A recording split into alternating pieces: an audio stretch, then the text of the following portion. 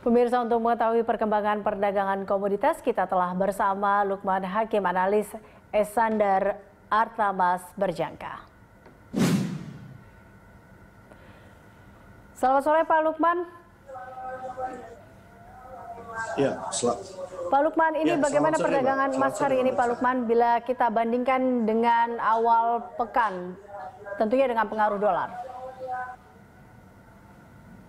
Ya, kalau melihat perdagangan emas hari ini kondisinya sangat mengejutkan sekali.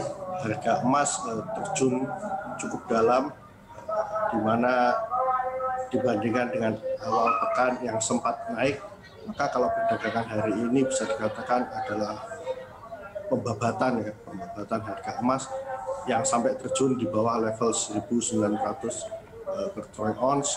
Kini diperdagangkan di kisaran 1.875 per troy ounce. Kalau dikaitkan dengan dolar sendiri, memang dolar menjadi salah satu sentimen utama yang krusial menggerakkan perdagangan saat ini. Bila pekan lalu dolar melemah cukup signifikan, itu yang membuat harga emas naik pada pekan lalu dan sempat naik di hari Senin. Maka perdagangan 2 hari terakhir ini kondisinya berbalik.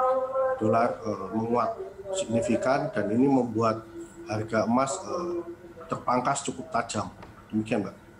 Ya, ini kalau perkembangan atau bagaimana dengan perkembangan stimulus Amerika Serikat yang makin sulit dan juga kasus corona terhadap emas pekan ini cukup mempengaruhi nggak? Dua sentimen tersebut ternyata memang signifikan pengaruhnya juga terhadap harga emas. Jadi kebuntuan yang terjadi di Kongres Amerika Serikat mengenai perpanjangan stimulus yang akan diberikan, apakah nanti dilanjutkan September ini, dan mengingat sempitnya masa sebelum pemilihan presiden bulan November nanti, maka harga emas terpangkas karena dolar sendiri akhirnya menjadi pilihan para investor di tengah kondisi yang tidak menentu. Lebih-lebih dalam 24 jam terakhir ini dikabarkan jumlah kasus baru COVID cukup naik signifikan. Bahkan Eropa, London khususnya, mereka memberlakukan lockdown. Ini sesuatu yang sangat mengkhawatirkan pasar, di mana pemulihan ekonomi global sekali lagi bisa terganjal. Demikian, Mbak. Baik, kita beralih ke CPO. Bagaimana tren harga CPO pekan ini dengan tentunya pengaruh tren penurunan harga minyak? Ya, kalau melihat tren harga minyak sendiri, harga minyak memang sempat menguat dalam perdagangan terakhir. Namun kenaikan harga CPO termasuk juga harga minyak kemungkinan akan tertahan dalam jangka menengah dan jangka panjang. Salah satu penyebabnya adalah sekali lagi masalah corona. Ini dianggap bisa secara signifikan mengganggu permintaan. Prospek permintaan minyak diperkirakan akan mengalami penurunan yang cukup signifikan, sehingga harga minyak pun termasuk harga CPO juga diperkirakan akan melemah dalam jangka menengah dan panjang.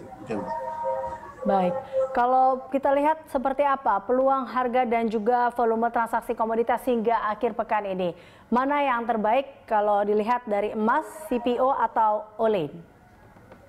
Dari ketiga komoditas CPO, Olin dan emas sendiri, kalau melihat tren harganya dengan sisa perdagangan hari Kamis dan Jumat, bisa diyakini bahwa harga masih akan mengalami penurunan yang cukup signifikan seperti itu. Walaupun untuk emas sendiri ada sedikit harapan, mengingat sejauh ini tidak ada perubahan kebijakan moneter Amerika yang secara fundamental, khususnya terkait suku bunga, kemudian prospek ekonomi global yang masih rentan, kemudian masalah COVID, corona.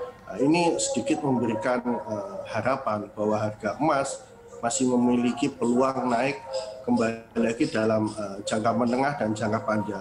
Sebagaimana kita ketahui, sejumlah bank-bank besar pun sejauh ini tidak mengubah target harga emas akhir tahun ini.